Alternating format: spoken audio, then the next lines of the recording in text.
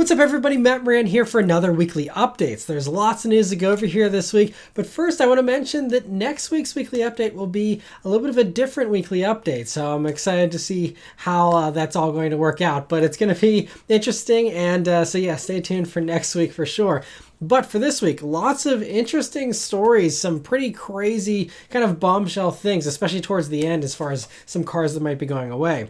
But first, as far as new stuff coming, Ford this week announced their Ford Plus plan, which aims to have 40% of all their vehicle sales be electric by 2030. And so during the presentation, they showed an electric platform and showed silhouettes of what could be built on that platform, including a Bronco, a cargo van, a pickup truck, and there's of course going to be other things like SUVs, like an Explorer and stuff, which I'll get to more of that in a minute. But to Ford's North American product communications manager, Mike Levine, tweeted that an all-new full-size pickup truck EV architecture is in development, which means they're already working on the successor to the Lightning. The Lightning, by the way, has been a pretty big success just in the past week or so here. They say they now have over 70,000 of these things reserved for the Lightning version, which is pretty crazy. And so, it's understandable they already have, a successor on the way. And they say it'll actually be a little bit more unique because, as of right now, it's just a heavily reworked F-150. And then, with this next generation version, I think it'll be a little bit more than that. But anyway, I'll get back to the Lightning in a minute as well. There's more to talk about there. But along with those tweets, Mike also confirmed, yes, we will fully electrify Explorer as you might expect. But he also added that we will continue playing our strengths and electrify our icons in high volume segments that we dominate today. We'll share details later. This is kind of a tricky tweet because he's using the word icons, which in Ford lingo refers to the Bronco and Mustang and their iterations, as well as the Ford GT supercar. So we're talking Bronco, Bronco Sport, Mustang, Mustang Mach-E, and then the GT Ford. And so he also used the classifier of high volume segments, so you might think the Mustang Coupe doesn't really qualify under that, but then he also did say that it's going to be in segments that they dominate, and none of those other vehicles dominate their segments, aside from the Mustang Coupe, which is still the best-selling vehicle in its segment, and outsells all its rivals. So the Mustang Coupe is, in my opinion, what he's talking about there. I could be wrong. Maybe he's using the word icon more loosely and he just means Explorer and that's it.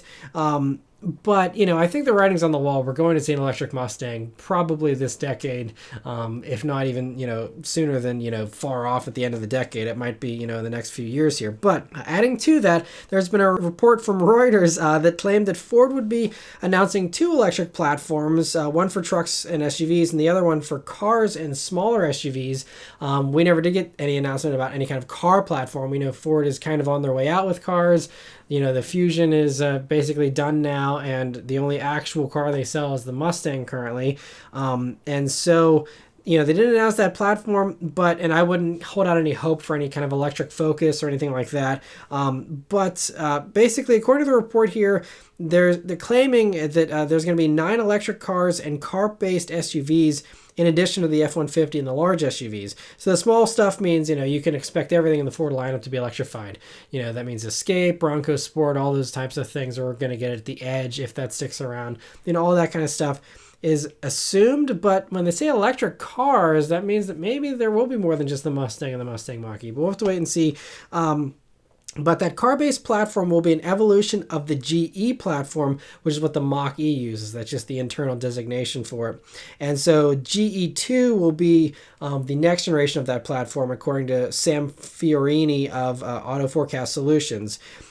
So he's claiming that this GE2 platform will be arriving in the middle of 2023 and be used not only for new Ford and Lincoln SUVs, but also a next-gen Mach-E. And my guess, this is me going out on a limb here, I think, when they're saying mid-2023, that is right around a year or so after when we're expecting the next generation Mustang. The S650 has been rumored to come out in the middle of 2022 calendar year as a 2023 model year vehicle. So if we follow the same kind of path the F-150 followed, we had the next generation F-150 here that came out last year. Then here we are about a year later, we have the electric version. I'm betting they're going to do that same type of thing. And, it'll probably use an S650 body that's heavily modified to fit this new GE2 platform if it does in fact come in 2023. And you will see, in my opinion, the first all-electric Mustang coupe, real two-door coupe, in the middle of 2023. Just a hunch, but trying to, read in between the lines here, that's kind of what I'm getting from this potentially. Now, I wouldn't worry too much because I'm thinking, just like how you see with the F-150, they'll probably do the same kind of approach where you'll have the gas version still and the electric version. They'll sell both alongside each other until there's no more demand for the gas anymore. And so, as far as how long that lives, I mean, regulations might influence that. But aside from that, as long as they continue to profitably sell the gas version and people buy them, I think the gas Mustang is still safe, including the V8 most likely, so it's just going to be a matter of, what people end up choosing and stuff. But that would be my guess. I could be totally wrong there, but let me know what you think about that hunch in the comments below. Getting back to the F-150 Lightning, Ford this week also did provide details for the base $40,000 version. It's going to be called the Pro version. And originally, they said it was just for commercial customers, but that regular consumers could also buy it, retail consumers, if they wanted. And so, we were expecting it to be a lot more stripped than it is because,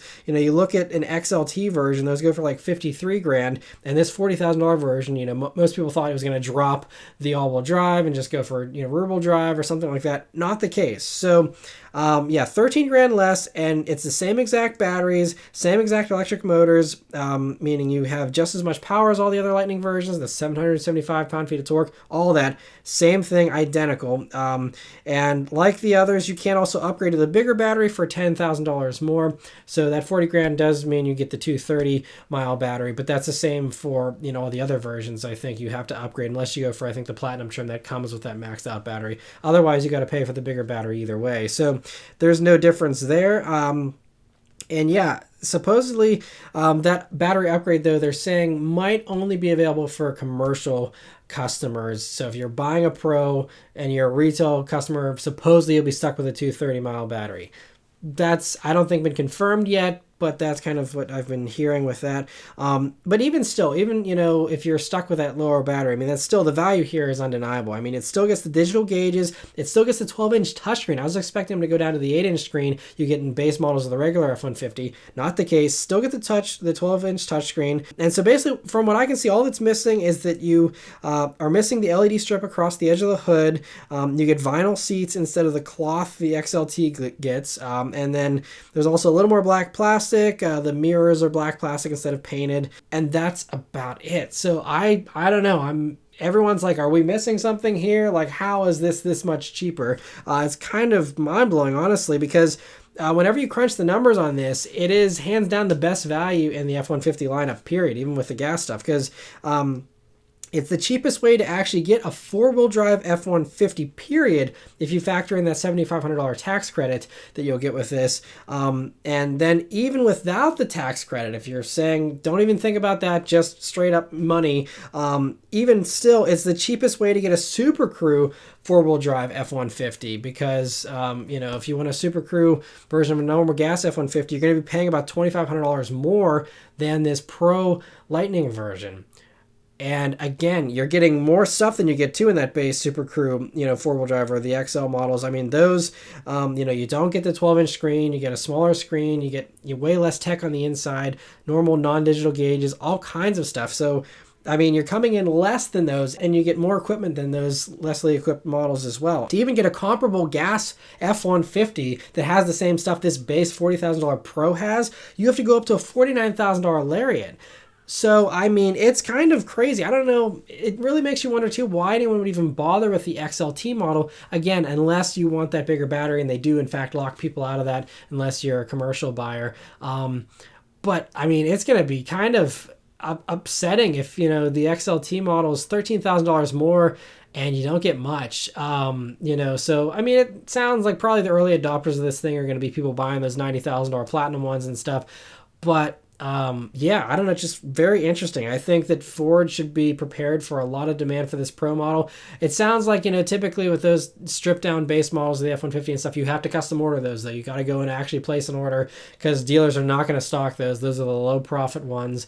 And so I'm sure that they're going to want to, stock the lots with $90,000 trucks. But anyway, very interesting to see that, and bravo Ford. I mean, you actually made an electric F-150 that is cheaper than its gasoline equivalent. That's unheard of, in the year 2021 in the auto industry. So kind of mind-blowing there. That's awesome.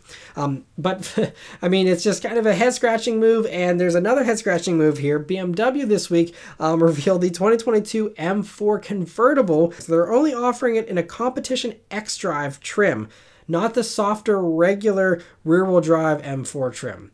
So I guess they assume the people that buy convertibles want the absolute maximum performance, which is definitely not the case, and that they want all-wheel drive. Who needs all-wheel drive when you're dropping the top? I mean, it's kind of a bizarre setup. I don't know why they chose to do that. I can understand, maybe convertible shoppers don't want the manual transmission. And as of right now with the M4, if you want that base engine, you got to go with the manual. So, okay, fine. But even with the regular M4 Coupe, you can get a rear-wheel drive competition model. So, I can see them forcing you into the automatic, but forcing you into the all-wheel drive just seems totally bizarre. I don't know. Maybe they'll make it available later on down the road, but as of right now, this is all that's available. So yeah, if you're someone who lives in the snow belt and loves driving with the top down in the middle of winter, it sounds like this is the car for you. Anyway, otherwise, it gets all the same specs and improvements from the hardtop version of the M4. 0 to 60 for the convertible here is 3.6 seconds. One big change though is that it gets the cloth soft top that replaces the folding hardtop the previous generation got. It can be opened or closed. It speeds up to 31 miles per hour, and the cloth top combines with those larger dimensions of this new generation 4 Series to make for 1.2 cubic feet more trunk space than before. So a little bit easier to live with here, especially when you're daily driving this thing in the snow belt. And so anyway, pricing starts at $87,295, and it'll be available in October. So I guess the X-Drive makes the most sense if you're launching, a sports car right before the wintertime. Doing all-wheel drive makes sense. Maybe in the spring they'll come out with a rear-wheel drive version just in time for summer of 2022. We'll see. Anyway, yeah, interesting to see that. Bentley this week has revealed the Bentayga S, and so it seems pretty similar to a speed version, just with the V8 instead of the W12 and without any extra power. So it definitely is sportier though still. It has a new exhaust that's louder along with better handling. To improve that handling, they actually included Bentley's active roll control, which was previously optional. Now it's standard in the S version here. And it's also been tuned to have a 15% stiffer air suspension. There's also enhanced torque vectoring and a new sport mode that makes everything feel sportier with the steering and just everything, the vehicle dynamics control, all that kind of stuff has all been retuned. So that's a nice little touch. Visually, it gets blacked out exterior trim and darker headlights and taillights along with sportier 22-inch wheels. The interior comes with Alcantara seats with a new fluted seat design along with S embroidery on the seat backs there. But of course, you can customize everything to your liking because I still don't know who gets Alcantara in a Bentley. Bentley's famous for their super high quality leather, and why you would get Alcantara, I don't know. I'm still not an Alcantara fan, but especially in a Bentley, it makes zero sense, even if you are going for a sporty Bentley, I think. But anyway, it's standard with that, but again, you can't option in the leather, of course. And pricing is going to be starting $40,000 over a regular V8 Bentayga at $219,800. So cool to see that. Rolls-Royce also revealed the Boat Tail, which is a one-off commissioned vehicle by a client that wanted a car inspired by the 1932 Rolls-Royce Boat Tail. And so the car also signals the formal reestablishment of their coach build department at Rolls-Royce, even though they've done several one-offs over the years. I've covered many of them here. It feels like it's been dozens of them over the past 5 years or so in these weekly updates. But anyway, this new one here uses the new Phantom platform, which I think is kind of one of the big differentiators. But it, of course, is a two-door convertible, which is a pretty big change, obviously. And then, of course, they added this fancy wood veneer on the rear deck in order to make it resemble a yacht. And that whole, back end looks really cool. I think it's a beautiful car. It's just kind of insane, these one-off commissions. The other cool features here on it are a built-in pop-up umbrella, 2 refrigerators, and matching little chairs there. I guess whoever ordered this vehicle is very much a fan of picnicking. And There's also, along with the vehicle, it comes with matching his and hers Beauvais 1822 timepieces that fit in the dashboard when they aren't being worn. So yeah, there's all kinds of other exclusive things and stuff, but that's just the high level overview here of it. But of course, there's no price tag revealed for the car. Sure, it's several millions of dollars, and must be nice, but interesting to see that. And some other crazy expensive car news is totally unrelatable. McLaren is now offering the Elva with a windshield after some customer feedback. So supposedly some didn't like not having a windshield, but they still wanted the car. And so McLaren made it for them. Also, there was others that were supposedly having trouble registering a car without a windshield in certain states or in certain countries. And so I guess that convinced them, those two things convinced them to make one with a windshield. It still only weighs 44 pounds more than the regular Elva, which is impressive considering they said they added not only the A-pillars there and the glass, but also a rearview mirror, and also it has still rain-sensing wipers, and all that stuff was added in as well. So, windshield wipers, all those things. So 44 pounds is pretty impressive, I think.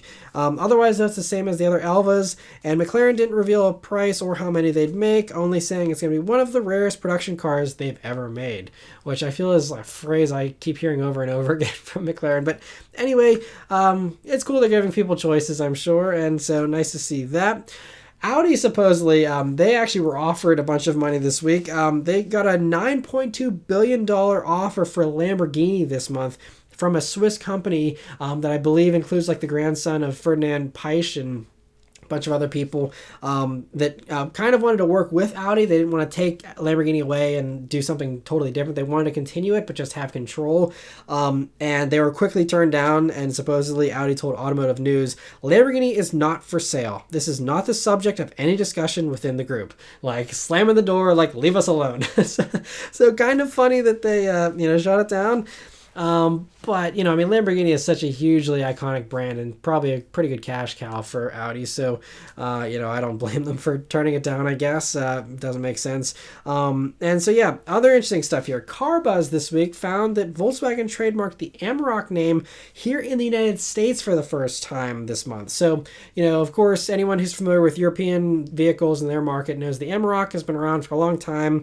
Very familiar name there. But we do know this next-gen version was going to be sharing a platform with the next generation Ford Ranger, thanks to that Volkswagen and Ford tie-up that they had that involved some electric platforms, but also this truck and some commercial stuff. And so that means that this next generation version is being developed with the US in mind. And if it's federalized to pass crash testing standards with the Ranger, that same platform should potentially pass those same crash tests if Volkswagen did decide to bring it here, which is why I think maybe they are bringing it here, hence why they're trademarking the name. A lot of outlets are still very skeptical because primarily for the main reason is that Volkswagen said in the past they're not bringing it here. They said it's not a priority. They're not looking into it. But with the fact that, it is going to be easier to bring to the States here, and trucks are just getting more and more popular here in the States, and they're already making it for other parts of the world, it just seems like it wouldn't be much extra cost for a whole lot of upside to sell it in a huge additional market, the biggest pickup truck market in the world. Now, I still believe the chicken tax thing they would have to get around, so they'd have to find some place to build it in North America if they did actually want to sell the Amarok here, I believe. So that would be the only hurdle, but if they can cross that hurdle, then it'd be great to see Volkswagen enter the mid-size pickup truck ring here and have a competitor, although maybe Ford wouldn't be so happy since it competes with the Ranger. But anyway, interesting to hear that. Volkswagen did officially tease an ID.X electric hot hatch that's based on the ID.3 this week. And so as of right now, it's just a concept, but it looks pretty polished and looks kind of ready for production in my opinion. It uses the 82 kilowatt hour battery from the top ID.3, but combines it with the ID.4 GTX's electric motors for 329 horsepower. They somehow managed to drop 440 pounds out of the car, and so that all combines to make a very fast vehicle. It does 0 to 60 2.5 seconds faster than the regular ID.4, running a 5.3 seconds 0 to 60, which kind of puts it neck and neck with the GTI and stuff like that. Yeah, I hope it gets improved for production and actually comes to the US. We haven't got the ID.3 here. They're not planning to bring it here, I don't think, but maybe the sportier version would make sense, much like how they sell the GTI GTI here, but not the Golf anymore. But we'll have to wait and see, and interesting to see that. Infiniti this week has also teased the interior of the 2022 QX60 finally, and announced it'll be fully revealed on June 23rd. I mean, it's been a long wait. The QX60 monograph that was a near production prototype, that debuted almost about 8 months ago, and it's been radio silence ever since. And anyway, it looks pretty promising here for this interior. I mean, you see there's nice looking knobs, there's stitching, quilting right on the top of the dashboard, which is kind of a new thing, and a big infotainment screen, which looks nice. And so, I mean, it should look pretty close to the monograph, I'm guessing, unless, I mean, 8 months, they could have changed a bunch, I guess. But yeah, so we'll see all of that on June 23rd. Australian website Car Sales interviewed the new CEO of Alfa Romeo this week about the future of Alfa, and in the interview, the CEO admitted, "I'm very interested in the GTV. There is no statement or announcement at this stage, but I'm just giving you a personal feeling that I'm very interested in the GTV. I also love the Duetto." And he added the disclaimer, "Allow me to bring Alfa Romeo to a certain level of economic performance, and then we speak. In this time of big changes for the industry, the first priority is to protect Alfa Romeo and drive it through the challenges related to electrification, connectivity, and safety." So first, I really appreciate his honestness and openness of just being like, look, I'd love to do this stuff, but we have to survive first. It's kind of cool. I'm glad that they hired a CEO that's nice and blunt. And, you know, so, I mean, basically they have to start by doing the SUVs. That's kind of what he's inferring here. They're doing the SUVs. There's going to be the new Alfa Romeo Tonale that's supposedly coming, I think, this year at some point. That's going to be smaller than the Stelvio, and hopefully that'll, you know, kind of get a little bit more momentum here for Alfa Romeo and help them with their sales. We do also know that next generation versions of the Giulia and the Stelvio are coming. Hopefully those do a little bit better than this first generation did. And so, yeah, I mean, they're going to do that kind of stuff first. And if those succeed, then they'll be able to do the fun stuff. That's kind of, I think, what he's saying here. And so, you know, even if those more mainstream models do succeed, you know, we'll have to see if this stuff actually comes to fruition, though, because Alfa did actually have ambitious plans just a few years back to revive the GTV as a two-door Giulia Quadrifoglio, and there was even, you know, sketches of it and stuff, and that didn't happen. There was also a new 6C sports car that was planned. That didn't happen. You know, they're just trying to survive, and I totally understand that, and neither of those vehicles are going to make them profitable. But yeah, in the meantime, though, you know, all hope isn't lost, even if we don't get those crazy awesome things, because apparently in this same interview, he strongly hinted that the Giorgio platform isn't coming to an end.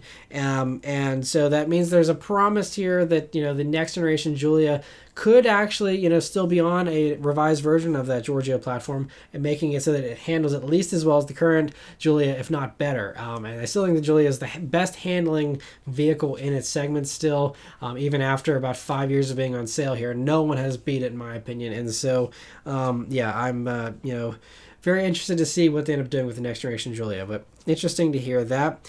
And for this, some really big changes here as far as stuff that might be going away. First off, buy your gas-powered Hyundais while you can, because there's a new report here from Reuters this week that claims that Hyundai plans a 50% reduction in models powered by gas in order to invest more in EVs, according to one insider that they interviewed. And so they added that the strategy has already been approved within Hyundai, and that within the next 6 months, their strategy about when to go fully electric will be finalized. As you know, so I guess in the next 6 months they'll have their whole like, hey, we're going fully electric by this date, you know, whatever that ends up being. So this means it's almost certain that all the low volume models are going to be cut.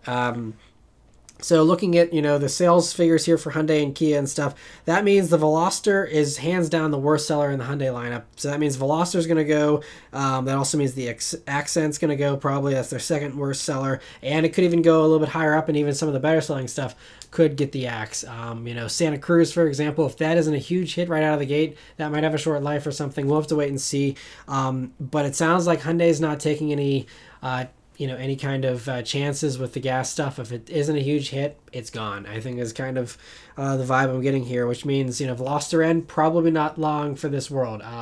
You know, if you're on the fence about a Veloster N, I mean, I'm not saying they're going to, you know, cut them this year, but it doesn't sound like there's a long future for those models. Probably not a next generation version of those models. So, don't wait for a Veloster end that has all your hopes and dreams, because it might not ever happen. Get what you can get now, and so as far as within Kia, the worst selling models are the Stinger. That's the last model that they sell as far as sales goes. Niro is also at the bottom of the pack, as is the Rio. So that means, again, if you're on the fence about the Stinger, they just did this great refresh for 2022. I'm hoping to review it here later on this year. But 4-cylinder and the 6-cylinder are still fantastic. And hopefully people buy those and maybe justify keeping them around. But I think they've already hinted at Kia that all this electric stuff they're doing, that's going to be replacing. And they'll have a spiritual successor to the Stinger with, one of their future electric models. And that's kind of the way that's probably going to go.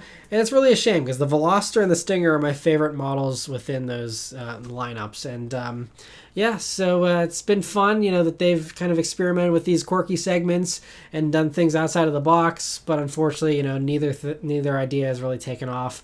And so it sounds like those ideas might be coming to an end, and those models probably don't have much longer to live. Again, there's no line in the sand drawn that I know of yet.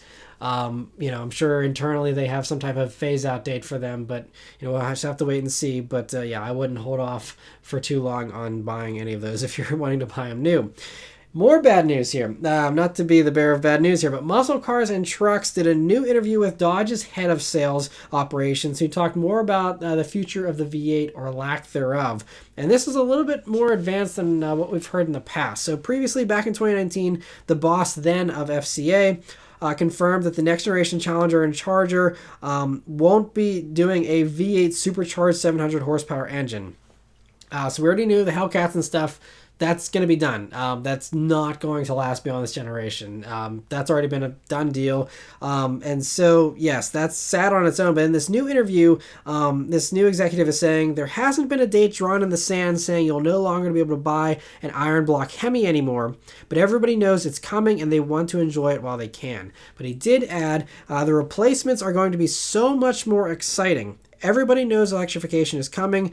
We'll reinvent the muscle car as far as Dodge is concerned. I'm extremely excited about where the future is going, but right now everybody is enjoying the bachelor party. This is the last hurrah. And I get chills just saying that. When Dodge says this is the last hurrah for this crazy stuff, take them at face value here. It's truly the end of an era. We have been living in a golden age of muscle cars and performance cars, and it's gonna, I'm sure maybe the next electric Hellcat or whatever will be 1,000 horsepower, but is it going to have the character of a supercharged Hemi V8 engine that screams and whines and snarls? As you'll see, next week I'll be doing a week with video on the Hellcat Red Eye. It was an experience, and it was a very special experience, especially whenever I read stuff like this, that these are the days we're gonna miss. And it almost brings a tear to my eye just thinking about that, because it's been an absolute blast to be able to have this stuff we've had over the past 5 or 10 years here. It's been a wild ride, and but this is the last hurrah. Those are the words of Dodge. Crazy. I don't know if I agree with them either. Electrification can make things more fun, but it's always going to be mostly silent and very one-dimensional. And unless they can come up with some type of new invention to change that, maybe they do the manual transmissions with the electric stuff like they did with the Jeep Magneto, things like that. Maybe, you kind of reinvented a little bit there with something like that, but again, you cannot replace a supercharged V8. You can't do it. I don't know. I'd love to be proven wrong, but anyway, according to union documents for the Challenger and Charger, it's not like they're going to be ending tomorrow, because those documents make it sound like this generation, they're committing to doing this, current generation of the Challenger and Charger will be built at least until 2023. We still have at least 2 more years here, a year and a half for these, and they actually are saying there's going to be 3 new variants of each still coming. That news came out several months back. So there's still going to be more. Maybe the Red Eye isn't the very last version of the supercharged V8 vehicle from Dodge, but again, 2023, all bets are off after that, in my opinion. So get them while you can, enjoy them while you can, live in the now, and just go for it. So yeah, interesting to see that, and just kind of sad to hear that, honestly. The last news story this week is two cars that actually did get killed off. Were this week Mazda killed off the CX-3 and the Mazda6. So the CX-3 isn't much of a shock since they slimmed it down to only one trim in the past year here. And so, there's no real surprise there. We already knew the CX-30 was the replacement for it, even though Mazda was like, oh no, the CX-3 is different. We're going to keep it around as long as people buy it. I saw right through that. I knew the CX-3 was going to be done soon, and sure enough, here it is. There will be no 2022 model year for the CX-3. The Mazda 6, though, is a lot more shocking. There was no hints they were getting rid of that. They just did the carbon edition here for 2021, I was assuming keeping it fresh and stuff until the next generation version, which was rumored to be, rear-wheel drive, inline six, all that cool stuff. That was, we don't know when that's coming still. There's been no spy mules spy. There's been nothing. So I have no clue when those are coming. But it sounds like Mazda doesn't mind having a hole in their lineup where they literally just have the Mazda 3 as their only sedan. I guess that's one more sedan than Ford and GM, but still, it's kind of crazy that they're not going to have a Mazda 6 here until this new version comes, unless the new version's right around the corner and they've been keeping a really good secret for a while. But I think it's going to be a while before we see a new Mazda 6 or something like that. But I always liked the Mazda 6. I reviewed the turbo version a couple years back. It was a really great car. I thought it deserved to sell a lot better than it did. I still think I prefer the Accord 2.0T as far as handling goes, but the Mazda interior was definitely much more luxurious. And I just thought it would have resonated with more people, but I think a lot of people just wanted all-wheel drive, and they never did give it that, so I think that might have been something that held it back. But giving it the turbo motor was great, and it was a really solid car. But yeah, so that's it for all the news this week, guys. So let me know your thoughts on all this crazy stuff in the comments below. Thank you guys very much for watching, and I'll see you on the next one. Take care.